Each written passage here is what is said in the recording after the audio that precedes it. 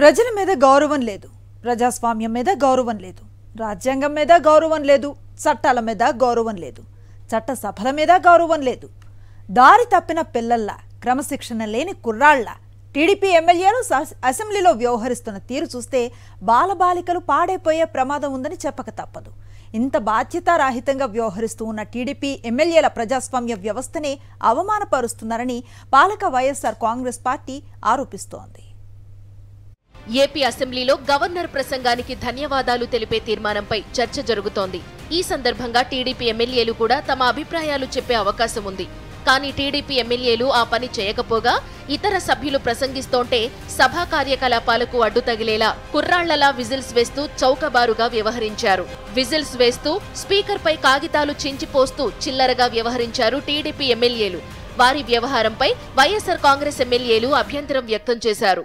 Governor గారు చెప్పిన ప్రసంగంగా మాట్లాడుతుంటే కూడా వీళ్ళు విధంగా బిహేవ్ చేస్తున్నారంటే ఎంత దారుణం అధ్యక్ష. వీళ్ళు అసలు గవర్నర్ గారి మీద గౌరవం లేదు, మీ స్పీకర్ గారి చైర్ మీద గౌరవం లేదు, ఏదో ఊళ్ళో ఉన్నటువంటి ప్రజలు ఆ విజిల్స్ ఏంటి అధ్యక్ష, ఆ పేపర్లు చింపేయటం ఏంటి అధ్యక్ష. అధ్యక్ష ఇది నిజంగా అసెంబ్లీని కూడా కించపరిచే విధంగా ఉంది అధ్యక్ష వీళ్ళు చేసే ప్రవర్తన. మీ ప్రవర్తన అధ్యక్ష ఇక్కడ గట్టిగా చూస్తే 10 మంది లేరు అధ్యక్ష. మొన్న 23 సీట్లు వచ్చినాయి, ఇప్పుడు 10 మంది మిగిలారు. ఈసారి ప్రజల్లోకి వెళ్తే 10 సీట్లు కూడా వచ్చే పరిస్థితి లేదు అధ్యక్ష. ఏంటి అధ్యక్ష ఇది? కొద్ది నెలల క్రితం అసెంబ్లీ సమావేశాల్లోనూ టీడీపీ ఎమ్మెల్యేలు నందమూరి బాలకృష్ణ, గద్దె రామ్మోహన్లు ఇలాగే చిల్లర వేషాలు వేశారు. అప్పట్లో స్కిల్ స్కామ్ లో చంద్రబాబు అరెస్టై ఉండడంతో దానిపై చర్చకు టీడీపీ నేతలకు ధైర్యం చాలలేదు. అందుకే ఎలాగైనా సభ నుండి బయటకు వెళ్లిపోవాలనుకున్న బాలయ్య అనుకో అనుచితంగా వ్యవహరించి సస్పెండ్ చేయించుకుని అసెంబ్లీ నుండి వెళ్లిపోయారు. ఈసారి కూడా అదే తంతును రిపీట్ చేస్తున్నారు. ఈ క్రమంలో నందమూరి బాలకృష్ణ తొడగొట్టారు. దీనిపై వైఎస్ఆర్ కాంగ్రెస్ ఎమ్మెల్యే అబ్బాయి చౌదరి బాలయ్య మైండ్ బ్లాంక్ అయ్యేలా కౌంటర్ ఇచ్చారు. మరి బాలకృష్ణ గారు అంటే ఎట్లా అంటున్నారు? ఇది సినిమా కాదు. ఈరోజు వీళ్ళ కుర్చీ మీద వ్యామోహంలా కనపడుతుంది.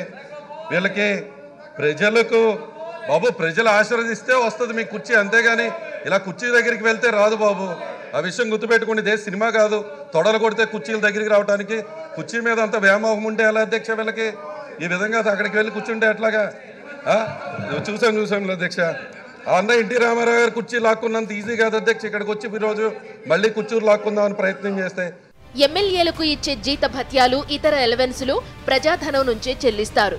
ప్రజల డబ్బు తీసుకుంటూ ప్రజా సమస్యలపై మాట్లాడాల్సిన అసెంబ్లీలో టీడీపీ నేతలు వేస్తోన్న వేషాలు చూసి విద్యావంతులు అసహ్యించుకుంటున్నారు.